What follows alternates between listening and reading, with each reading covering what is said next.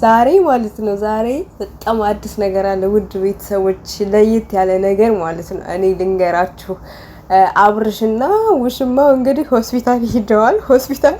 አዲስ ነገር ወጥቷል። ቀስ ብዬ ነገሩን አጣርቼ እንደሚባሉ ከሆነ እርጉዝ ነች ነው የሚባለው፣ ግን እርግጠኛ አይደለሁም። አዲሱ ውሽማው እርጉዝ እንደሆነች እየተወራ ነው ያለው ቤተሰብ።